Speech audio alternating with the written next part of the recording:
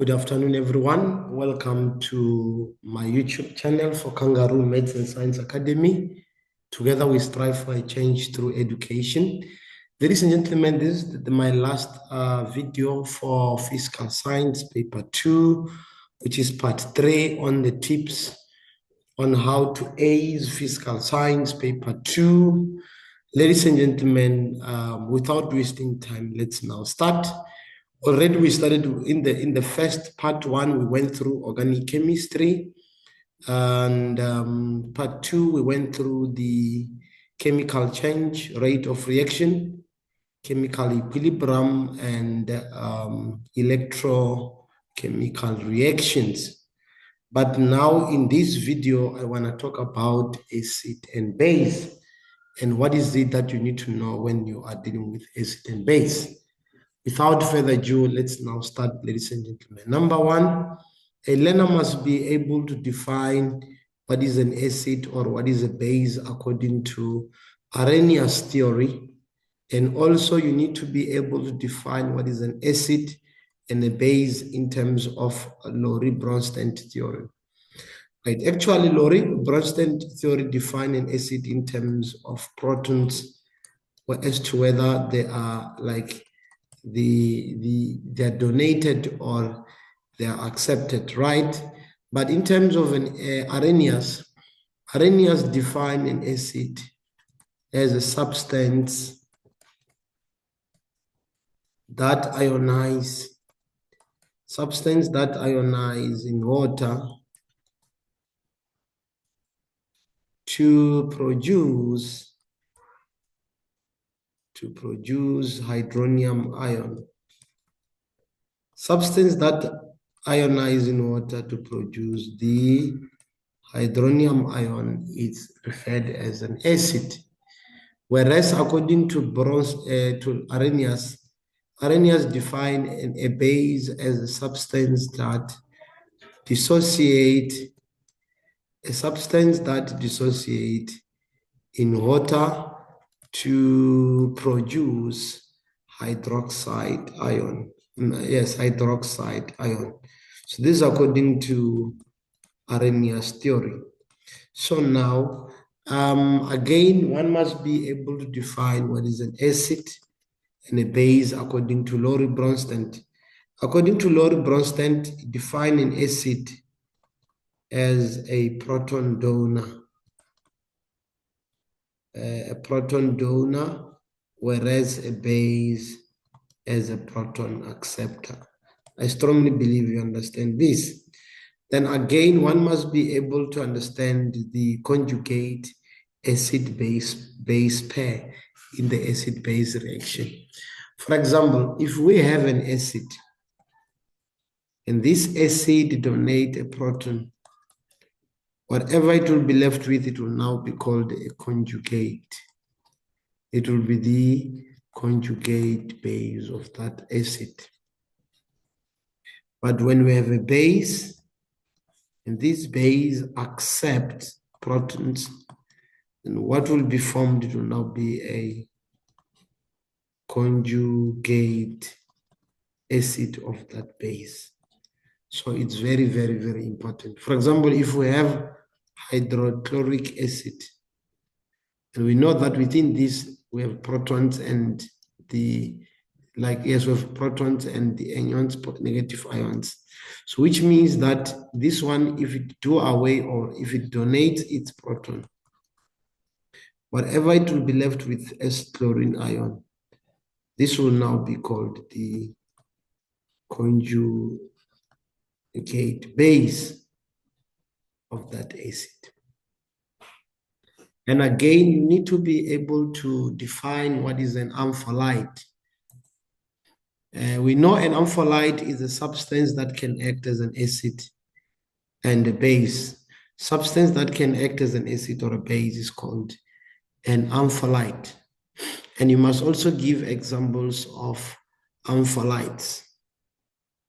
One example of a substance that can act as an acid or a base, it's water. Water, it's one of the examples that is an example of an ampholyte. It means water is an example of an ampholyte. It can act as an acid and can act as a base. So it means it can donate protons and it can also accept protons. So it can be a proton donor and it can be a proton acceptor. So another examples of ampholyte, we have hydrogen sulfate ion. We have hydrogen phosphate ion. We have water, and the other one, let's think of them. Hydrogen phosphate ion. So you see, these are examples of ampholyte, which means if we have this, it can accept protons wherever, if it's a base. So it can accept proton and can also donate proton. So it can be an acid or it can be a base. So these are examples of ampholyte. So you need to be able to understand this. And again, you need to be able to define what is a strong acid and what is a weak acid in terms of ionization ability. And this is very, very, very, very important. Right, a strong acid is a substance that ionizes completely in water to produce a higher concentration of hydronium ion. So if you are able to define what is an acid according to Arrhenius, it will be easier to define what is a strong acid. Because a strong acid, according to the definition, it says, is a substance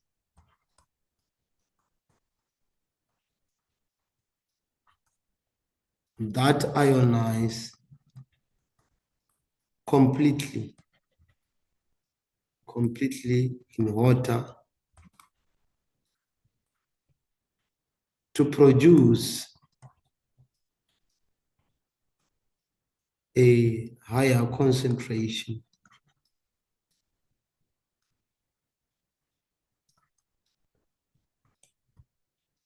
of hydronium ion. So a substance that ionizes completely in water to produce a larger amount or a higher concentration of hydronium ion is regarded as a strong acid. Whereas a weak acid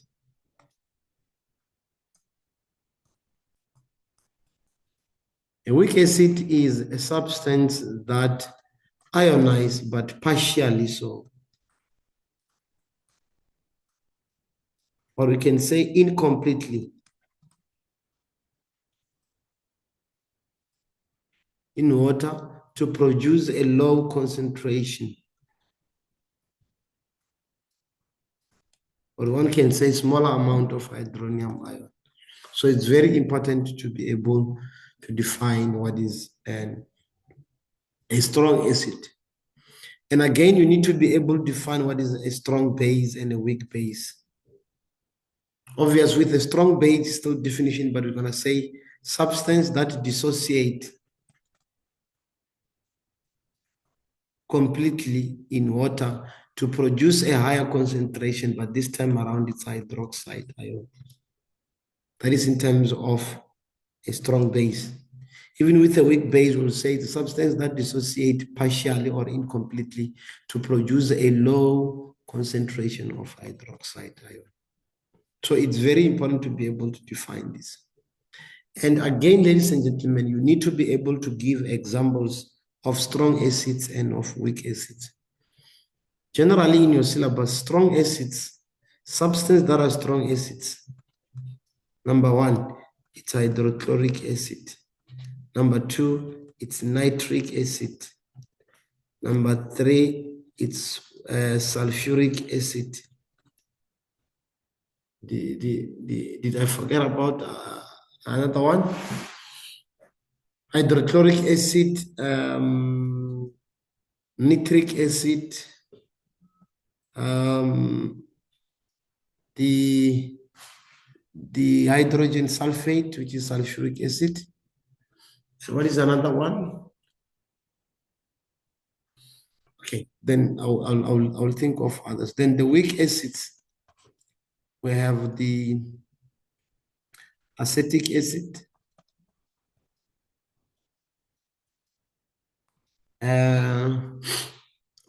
what is this?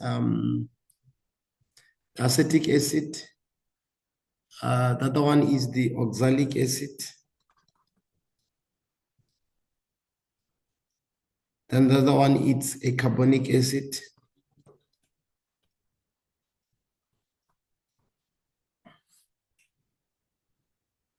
And what is another one? I think even phosphoric acid.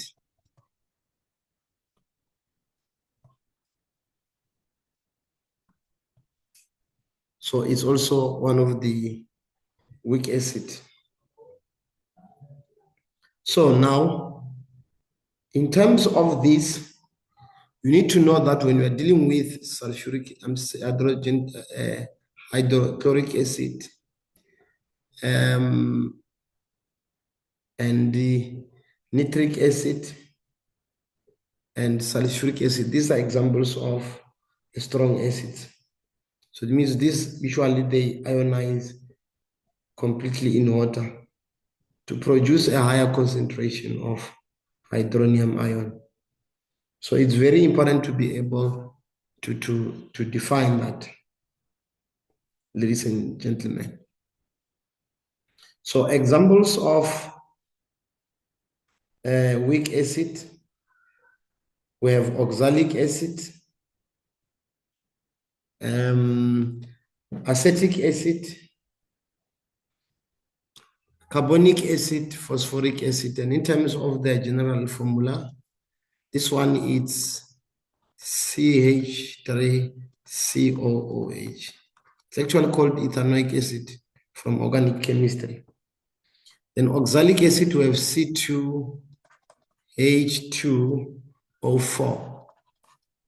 Then carbonic, it's H2CO3, hydrogen carbonate. Phosphoric, it's H3PO4. These are examples of weak acids. But the strong ones, generally in your syllabus, it's hydrochloric acid,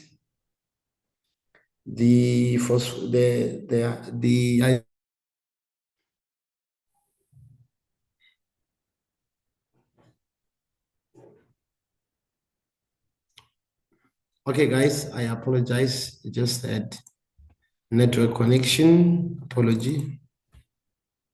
So as I was saying, that the common strong acids in your syllabus, it's hydrochloric acid, sulfuric acid, nitric acid, even the general one, it's hydrogen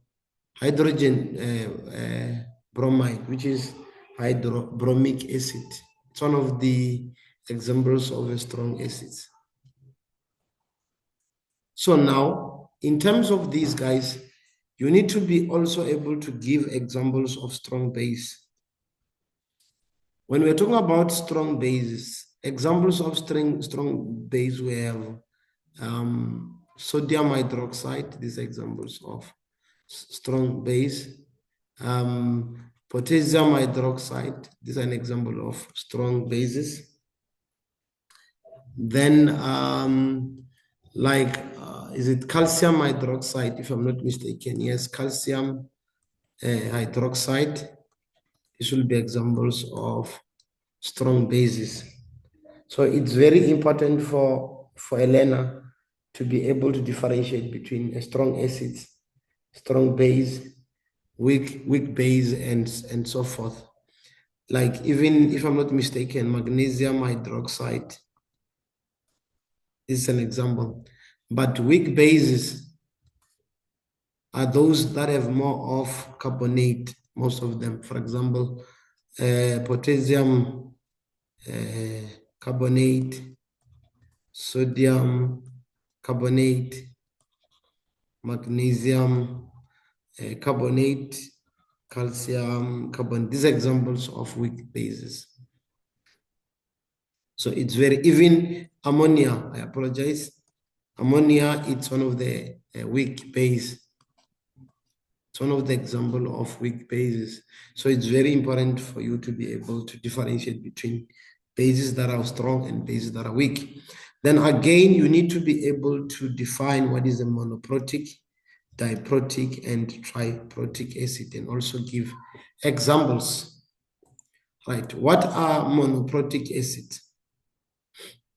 An acid that can donate one proton is regarded as a monoprotic acid. So a monoprotic acid is an acid that can donate one proton. So if an acid can donate one proton only, then it's regarded as a monoprotic acid. So it means it is a mono because it can donate one proton. So if it can donate one proton, it's regarded as a mono. But if it can donate two protons, substance that can donate two protons only, then it's regarded as a diprotic acid. And substance that can donate three protons are regarded as the triprotic acid. And what are examples? Hydrochloric acid, hydrobromic acid, nitric acid, acetic acid. These are examples of a monoprotic acid. So which means they can donate one proton only. So it's very important for you to be able to know that. But acids like sulfuric acids, carbonic acid, even though it's a weak one. Yeah, these are examples of a diprotic acid. But acids like phosphoric acid, this is an example of a triprotic acid. So it's very important for a learner to be able to differentiate between monoprotic, diprotic, and triprotic acid. Then moving on, we have what you call, you need to be able to define what is a concentrated or a diluted base or an acid. Right. When we say an acid is concentrated, it means it has more number of mole in proportion to the volume of water. That is called a concentrated acid or a base. So a substance that is actually concentrated, if we say a concentrated acid or a concentrated base, is the acid or a base that has more or a large or more number of moles, in proportion to the volume of water.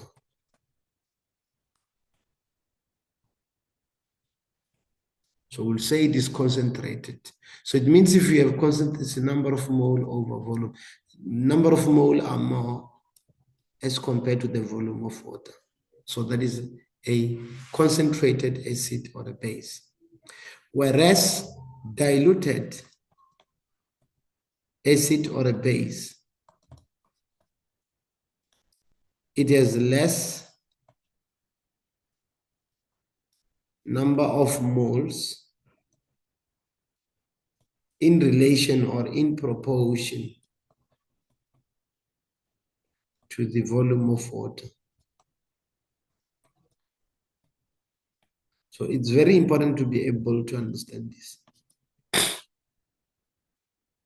So you need to be able to differentiate that.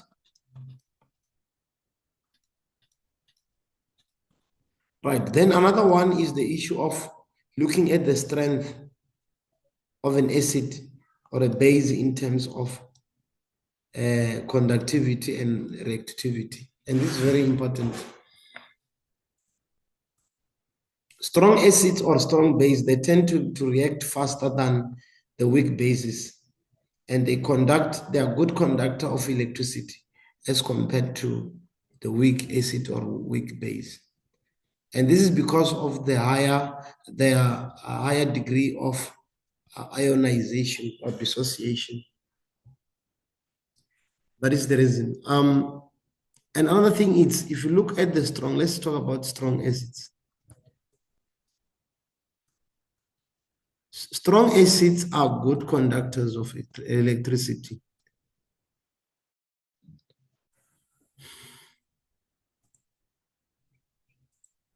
Okay, guys, I apologize, just had connection issues. Right, as I was saying that strong acids are good conductors of electricity. So either strong acids or bases. Strong acids or base, these are good conductors of electricity.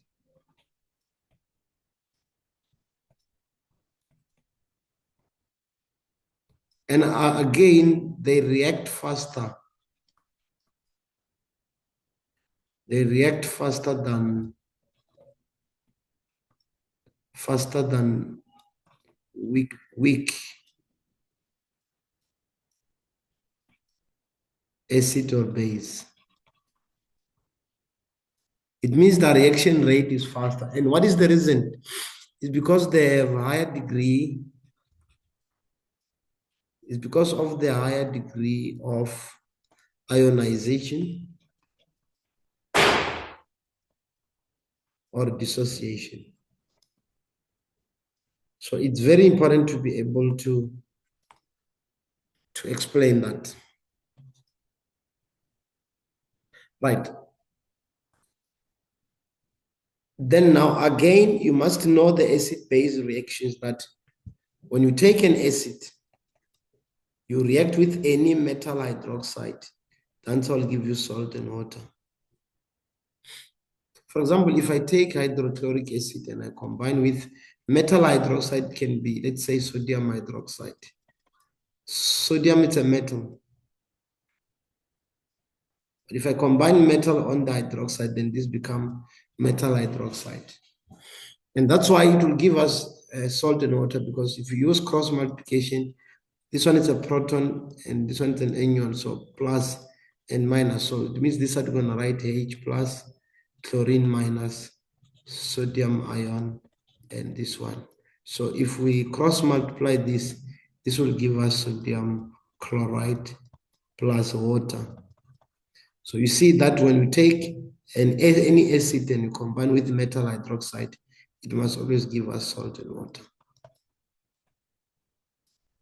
But if we take any metal, combine with, acid with metal oxide, it will also give us salt and water. For example, if you take hydrochloric acid and you combine with magnesium oxide, so it's a metal with oxide. So this will still give us, hydrogen is in group 1, so it's plus, then this minus. Magnesium is in group 2. So it's 2 plus, which is oxygen is going to lose negative. So it's going to be cross multiply. The sum of the ions must add up to 0. Obviously, means this will be magnesium Cl2 as an aqua plus, let's cross multiply, this will give us H2O. So you can easily see that you're still going to get salt and water. But don't worry about this, because in the exam they will give you. But if you take any acid, you combine it with the metal carbonate. Carbonate, referring to CO3. This is a carbonate. But if you write it as CO3 2 minus, this will be a carbonate ion. So it means now that if we take any acid, we react it with any metal carbonate. For example, if you take, let's say, sulfuric acid, we combine sulfuric acid with, let's say, magnesium carbonate. So if we work this out, it means as a result, we'll have this 2 protons of hydrogen. It means sulfate will be 2 negative. So magnesium as a 2 plus, it means carbonate will be 2 minus. Then we cross multiply this. When you cross multiply, the sum of these must add up to 0. So we're going to have magnesium sulfate plus. And when you combine these two, we're going to have carbonic acid. By the way, when we are balancing, we do not have to write this. This is the same as when we're adding carbon dioxide and water. So carbon dioxide and water will be this. So it means as the end result, we're going to have water plus carbon dioxide. That's why when you are reacting an acid with the metal carbonate, always going to have salt, water with carbon dioxide. But this one, they actually give you in the reaction, ladies and gentlemen. Right, again, one must be able to calculate the pH scale calculation, and also to talk about the indicators. pH calculation and also in terms of the indicators. So it's very, very, very important to be able to calculate pH of an acid or on a base. We know that in terms of the pH scale, pH ranges from 0 to 14. And the average between the two, let me say the halfway will be 7. And 7 shows that the pH, if pH is 7, it shows that the solution we are dealing with is a neutral solution. So it's very important for one to be able to understand how pH works and also how to calculate the pH of a substance. For example, if we are given this, we know that in terms of pH, just to remind you guys that pH ranges from 0 to 14, and 7, it means the solution is neutral. And any value that has a pH of less than 7 is regarded as an acidic. Any solution with the pH bigger than 7 it's a base or an alkaline. But a value that is closer to 14, it means it's rich, it's now a strong base. But a value that is closer to 0, it's now a strong acid. So the question is, how do we calculate the pH? The pH of a solution is calculated by using the negative log of concentration of hydronium ion, where there is a base of 10 here, but we don't keep on writing it. So it's very important to be able to understand this, how to calculate the pH of a solution. And also we can still calculate the pH by using the pH of a base, knowing that this must also be equals to 1, equals to 14. For example, let's say we know that the concentration of sodium hydroxide, just an example, it's roughly around 2.5 times 10 to the power minus 3 moles per decimeter cubic. So we want to calculate the pH. So we know that in terms of this, because it's a base dissociates in water. So if it dissociates, means we're going to have something like this. It will have hydrogen ion and sodium ion and hydroxide ion. So in terms of the mole ratio, it's 1:1. So which means that the concentration of sodium hydroxide will be the same as concentration of hydroxide ion, which will be 2.5 times 10 to the power minus 3. So what we can do is if we want to use the first method, we have to use our auto-ionization constant of water. Let's assume that this is actually taking place at 25 degrees Celsius. That means we're going to say the concentration of hydronium ion times the concentration of hydroxide. This must be 1 times 10 to the power, I think it's 14 if I'm not mistaken. Then now, by so doing, it means I want to calculate the pH using the concentration of hydronium. And to do that, it's negative 14, sorry. And to do that means we're going to say, okay, we do not know this. But what we know is the concentration of this. So it's 2.5 times 10 to the power minus 3. We do the same, this side 10 to the power minus 14. Then we divide by 2.5 here times 10 to the power minus 3. 2.45 times 10 to the power minus 3. It means the concentration of hydronium ion would be, so it's 1 exponential minus 14. 1 exponential minus 14 divided by 2.5 exponential minus 3. This will give us 4 times 10 to the power minus 12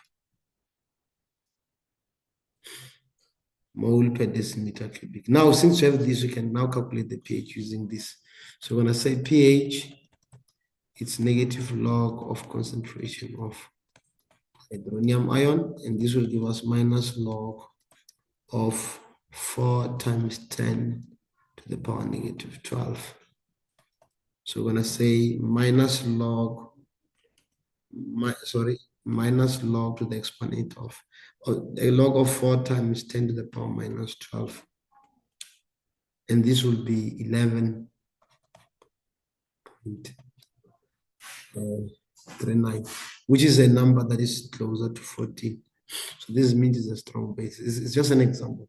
So it means if we do not want to use this, ladies and gentlemen, let's say we do not want to use this formula, and we do not want to use auto, we can still use this and say, okay, the pH plus the pH of the hydroxide should add up to 14. So which means now we can calculate the pH of hydroxide by still using the same formula, but this time around it will be negative log of concentration of hydroxide ion. And this will be the negative log of, what is the value of hydroxide? 2.5 times 10 to the power minus 3. So we're going to say negative log of 2.5 exponential minus 3. And this will give us roughly 2.60. Now, since we know the pH of a base, so we're going to come in and say, okay, fine. We know this, it's 2.60. But this must add up to 14. So which means the pH will be 14 minus 2.60. And this will be roughly 11.4, which is the same as this, just that we do not round off to 1 decimal places. The answers are the same. So that is what you need to know when you are calculating pHs. And guys, listen, gentlemen, sometimes they can give you a pH. Sometimes they can give you a pH and say, what is the concentration of hydronium ion? So you need to be able to replicate this. Actually, this is the application. It's maths, actually. If you think of the exponential function where we make the inverse, making an inverse in maths in grade 12, it gives us a logarithm function. So if you were to show all the workings, then it means you have to change a logarithm to an exponential. We need to change it to an exponential.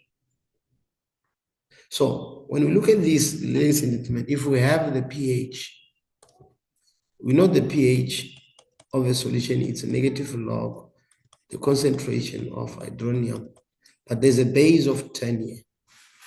And honestly speaking, if you wanted to show all the steps, actually, let me just say the final answer would be, just say, if you're given the pH, you're going to say concentration of hydronium ion. This will be 10 to the power minus pH. This is the formula for changing when you are given a pH. But the question is, how did we arrive to that? Right, here's the reason. This minus, we can return it back to this using log loss. So this will be the pH, it's the log of concentration of hydronium raised to the power minus 1 with the base of 10. Now we can change this to exponential, which means this is the same as taking this side. So the same as concentration of hydronium ion raised to the power minus 1 equals to 10 to the power pH. So I've changed logarithm to x, but this is the same as, remember, x to the power minus 1 is the same as 1 over x. So this will be 1 over the concentration of hydronium ion equals to 10 to the power pH. So this over 1, let's cross multiply. So we're going to have concentration of hydronium ion 10 to the power pH equals to 1. We'll divide by 10 to the power pH. 10 to the power pH. So this will divide, then this is the same as 10 to the power minus pH. So that's why when you are given, then you have to use this. I'm just proving. There's no need to master these guys. Okay, right. And you know, it's very, very, very, very important because sometimes they can give a pH and say, what was the concentration of a certain solution? So you need to be able to derive it back. So it's very, very, very important, ladies and gentlemen. And again, ladies and gentlemen, you need to be able to know the types of indicators.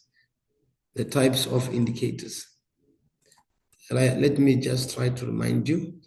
All right, in terms of indicators,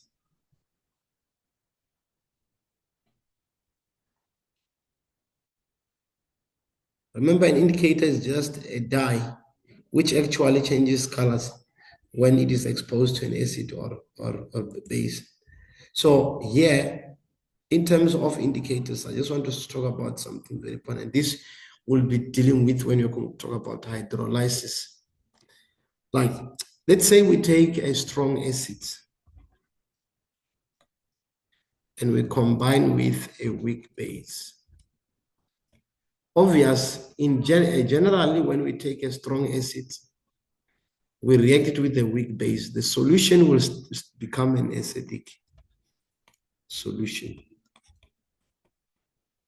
Because it shows that acid is very stronger than weak, so it means it will react completely and to form a higher concentration. So it means this will form a strong acid, an acidic solution. And when it's forming an acidic solution, it means the pH will be less than 7. Number one. But if we take a strong acid, we react it with a strong base, or a weak acid reacted with a weak base, this solution will become neutral. We'll end up having a neutral solution, unless if one of the reactants are in excess. So it means the pH would be equal to 7. The last one, it's when we have a weak acid, we combine it with the strong base. Obviously, the solution will be basic or alkaline. And if it's a basic, it means the pH should be bigger than 7. In this order, guys, you must be able to know the relevant indicator to use when the solution is acidic, when the solution is neutral, and when the solution is acidic. But in this order, when pH is less than 7, pH equals to 7, and pH bigger than 7. You have to use this type of indicators.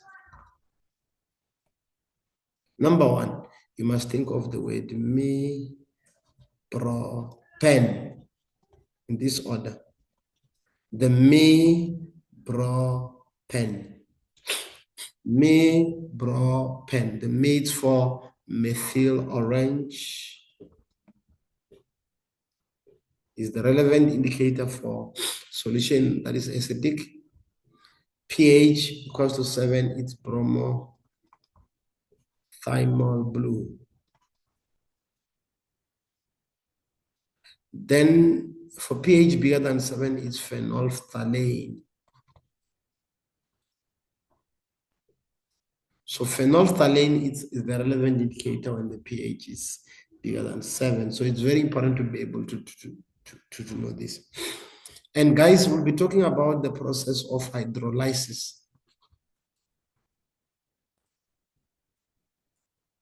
Hydrolysis is just the reaction of salt with water. The reaction of a salt with water, it's called hydrolysis. And honestly speaking, hydrolysis does not occur when the solution is neutral. So if the solution is neutral, there is no hydrolysis. Because honestly speaking, hydrolysis is just a stage where the pH changes, whether it's less than 7 or bigger than 7, where the pH changes from 7. If the pH changes from 7, then we say hydrolysis, okay. So if it changes, means when it's less than 7 or when it's bigger than 7. But when it's exactly at 7, then it means there is no hydrolysis that is going to occur. Okay, there. So it's very important now to be able to know the type of your solutions you're dealing with. For example, if I say, let's say we have hydrochloric acid, then we react with potassium carbonate. Potassium carbonate is a base, but it's a weak base. But hydrochloric acid is actually a strong acid. You see, we are taking a strong acid, reacting it with a weak base. So what is going to form in terms of the salt? Obviously, the salt will be acidic plus the water. So you see that since the salt is acidic, it shows that pH is now less than 7. So it shows that the hydrolysis is going to occur here. Or hydrolysis will take place.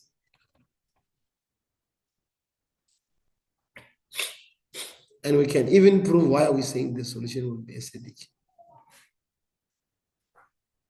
So it's very, very, very important, guys, to be able to understand the indicators that should be used and even the issue of hydrolysis. So I will also talk about this when we talk about hydrolysis. The reaction of the salt with water is called hydrolysis, ladies and gentlemen. So it's very important for you to be able to know the type of indicators that are relevant for a specific reaction. The May pH less than 7, bro pH equals to 7, pen pH bigger than 7. So it's methyl orange, bromothymol blue, and phenolphthalein. So it's very important for one to be able to understand that.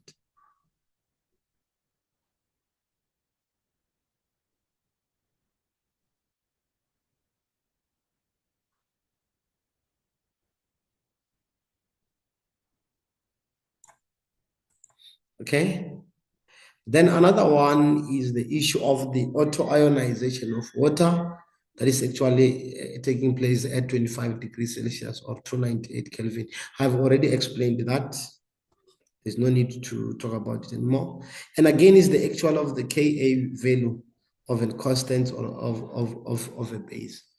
The Ka value are actually like when we're given reactions, we can still, well, remember in Kc, we used to calculate concentration of a base over of an acid work. You can still do the same, but for an acid or a base, this side.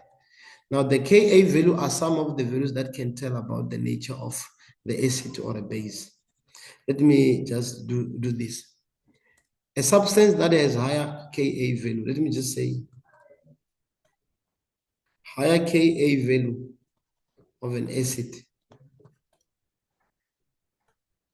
This implies that that acid is a strong acid. So if you're given a K value of 2 acids, let's say they give you sulfuric acid and hydrochloric acid, and they tell you that, okay, fine, this one has a Ka value of, is this an example? 2.5 times 10 to the power of 3. And this one has a K value of 1.5 times 10 to the power of 3. By looking at the Ka value, you can easily tell that this sulfuric acid, it's stronger than hydrochloric acid. The higher the Ka value, the stronger the acid it is. Same applies even if when we are dealing with the KB values. Whether it's an acid or whether it's a base, the higher the value, the stronger the acid or the base it is. So it's very important to be able to understand that. Then again, you need to be able to define what is neutralization, guys. Neutralization is the reaction of an acid, the reaction of an acid and a base to form salt. But I cannot say to form salt and water, but we can still do that. So these are examples of neutralization, especially when we're taking an acid and a base, we form salt. So the reaction of an acid and a base to actually form salt, that is called neutralization. But in other words, we can say salt and water. That's why hydrolysis is actually the reverse process of neutralization. So for example, if we take an acid, we combine with the base to predict the salt, to give us the salt and water. This is called neutralization. But now in hydrolysis, we just take the salt, we react it with water. We want to check whether it will give us the acid and the base. And what nature of the acid are we going to get and a base. That is called hydrolysis. That's why we said hydrolysis is the reaction of a salt with water. But neutralization is the reaction of an acid and a base to form salt and water. So it's one of the most important things that you need to be able to use. And again, you need to understand neutralization and titration. Remember, titration is just a technique that is used to calculate the unknown concentration using a known concentration, which is called a standard solution. Standard solution is a solution of a known concentration. A solution that has a known concentration, we know the concentration of that solution. It's actually referred as a standard solution. So solution of a known concentration is called the standard solution. Actually, this technique of titration, we actually like reacting an acid and a base, but we wanted to determine the concentration of an acid or a base using the known concentration. And this is very, very, very, very important. And ladies and gentlemen, you need to be able to actually know the apparatus that are actually used when you're conducting titration. One of the apparatus is a burette.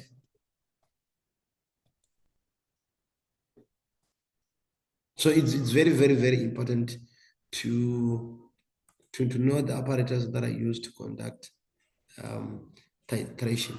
And in terms of the formula, it says concentration of an acid, volume of an acid, divided by concentration of a base, volume of a base equals to number of mole of an acid and number of mole of a base.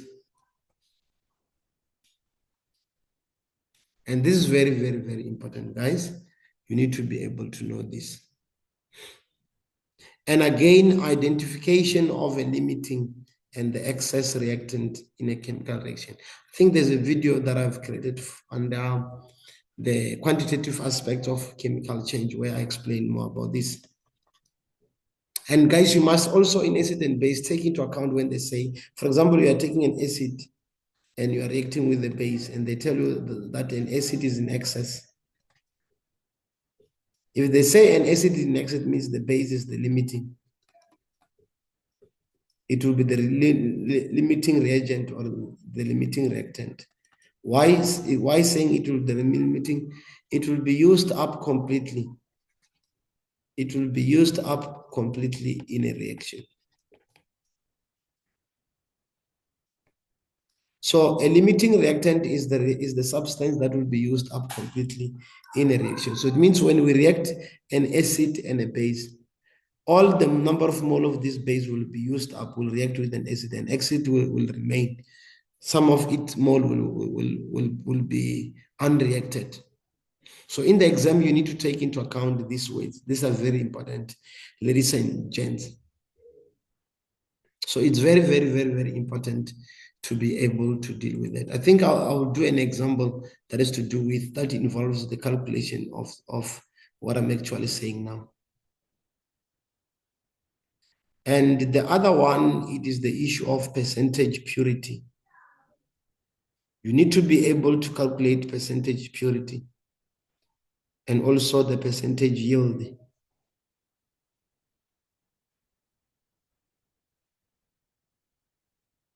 And in the video that I just created for the quantitative aspect of chemical change, I explained about this. So now, if we take this and say, okay, fine, in the context of percentage purity, here we're actually looking at the pure mass of a sample. We can say pure sample, whether in mass or in number of moles, divided by the impure sample. And we multiply by 100. But in terms of percentage yield, this is actually the actual yield, or the actual, yes, the actual yield, either in mass or in number of moles, divided by the theoretical or the calculated yield. Then you multiply that by 100. Either by mass, actually here they say by mass, so it means it's an actual mass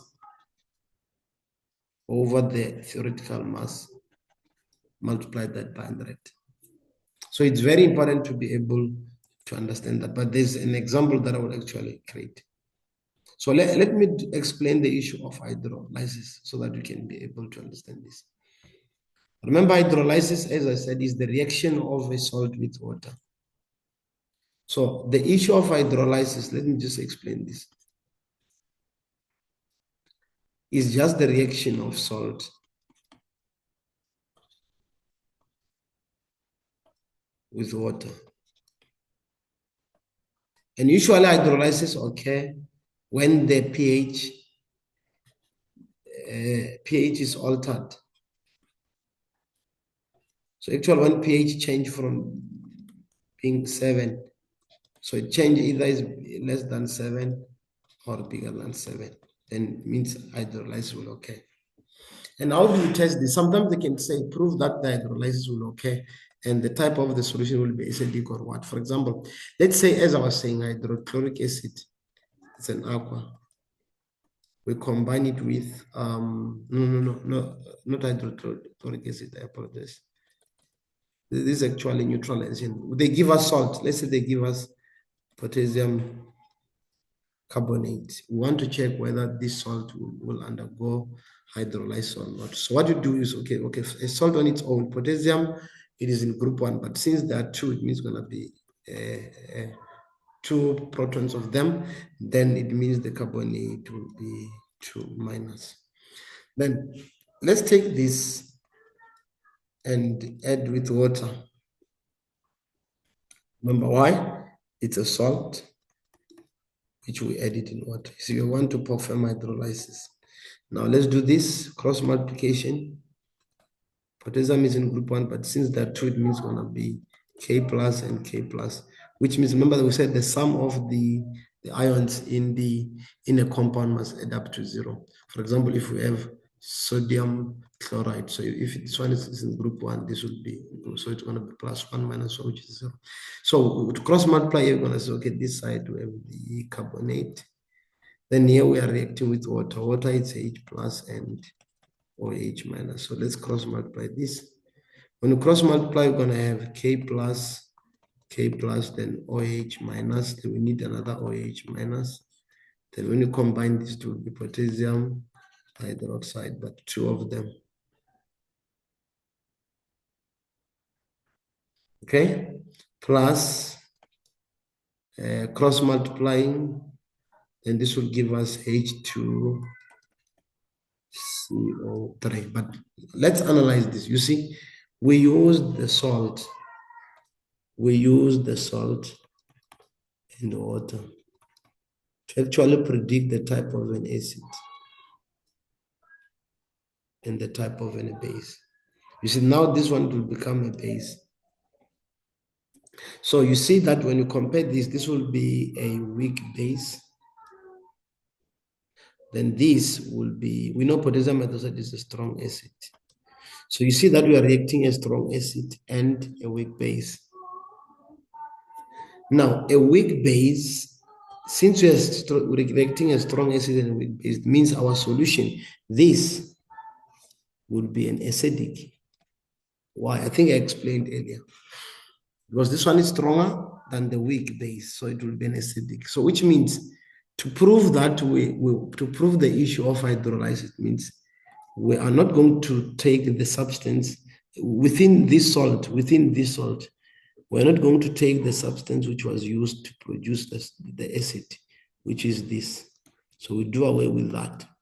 So it means you're going to use this and say, okay, fine. The one which was used to produce that weak base is which one? It's carbonate ion. Then we combine this with water. But look at this one has no protons, so it means it's now a base. This one is an acid. So this one will donate protons now, because remember we said it can be an amphibole. So what's going to happen? When donate means it's going to have now hydrogen carbonate ion plus, oh, okay, no.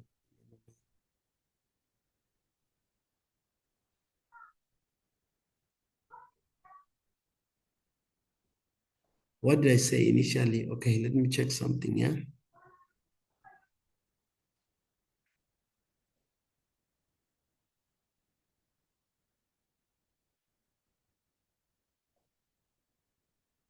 Oh, okay.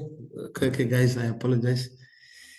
I've done something wrong, yeah? I apologize. Right, remember potassium hydroxide is a strong base. I apologize, guys. And this one is a weak acid, sorry. I apologize. I can see that something's wrong here. So carbonic acid, it's a weak acid. And this one is a strong base. So what does it mean? It means we are reacting a strong base and a weak acid. And since we are taking a strong base with a weak acid, the salt here would be a basic. Okay, I apologize. Because now the base is stronger than the weak, means the solution will be a basic.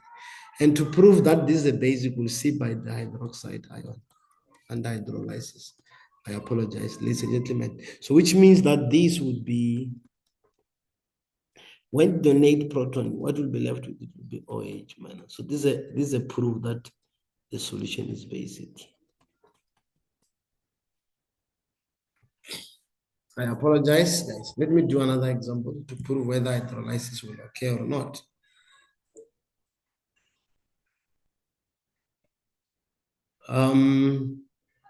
Just let's say we have the ammonium chloride. This is an example. Ammonium chloride is as a salt.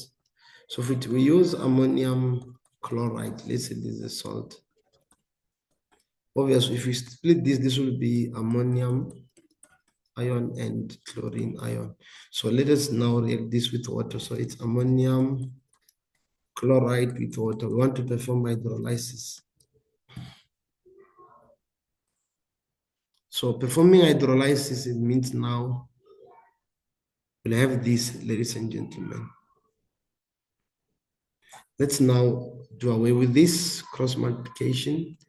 So this will be NH4 plus Cl minus with water, which is H plus OH minus. So cross multiplication, this will be NH4 OH plus DHCl.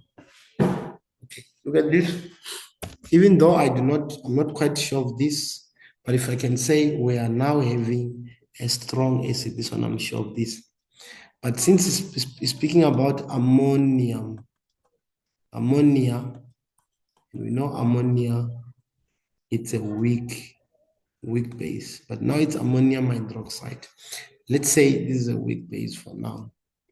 So now I wanted to test something. Obviously, you are using a strong acid and a weak base. Which one is very strong here? It's an acid, which means we might assume that this salt is acidic. Let's just prove. Within these two ions, the one which was used to form the strong substance is chlorine, which means we must not use it to perform hydrolysis. So we have to use the one which was used to produce the base, the weak substance, which is ammonium. So we're going to take ammonium ion, we combine it with water. So what is going to happen now, ladies and gentlemen? This is now an acid. So which means now this will be base. It means this one must donate a proton. It means water will do what? This one, if you donate, it means to remain with NH3 because it was donated, then the water will gain to be HO3 plus. So you see that there's a proof that our solution is acidic with a pH less than 7. It means hydrolysis has occurred. Hydrolysis has occurred. I believe you guys are following. I believe you guys are following. But imagine when we are just given this. A salt like sodium chloride. We want to check whether hydrolysis will occur or not. Remember I said hydrolysis occur when the solution is acidic or is basic, not neutral. If it's neutral, it means the pH is not altered. So hydrolysis is not occurring. Now, let's say we are given a salt. Here is the salt, sodium chloride. So if you are given sodium chloride and want to prove that hydrolysis will occur, sodium chloride. So we know in sodium chloride, sodium is in group 1. This one means -1. So if we take these two, ladies and gentlemen, we add with water. We want to perform, against the salt and water. We want to predict the type of an acid. So cross multiplication, sodium here, ion this side, positive ion in the left, negative ion right. So it means on water is going to be plus OH minus, cross multiply. Let's start with this. So this will give us sodium hydroxide. And this will give us HCl. So when we look at these guys, when you look at this, sodium hydroxide is a strong base, and hydrochloric acid is a strong acid. You see, we are taking a strong acid and a strong base. What's going to happen? Obviously, this salt is actually neutral.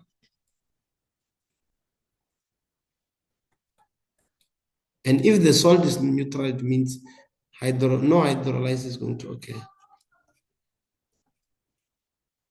No hydrolysis here. There will be no hydrolysis because both solutions are acidic and are strong. So it means the solution will be neutral, so which means pH is not altered. So it means sodium chloride cannot undergo hydrolysis. I believe, guys, you're following. I believe you're following. So it's very important to be able to understand that. It's very important to be able to understand that. Let's say imagine you are given magnesium carbonate. I think this will be the last one.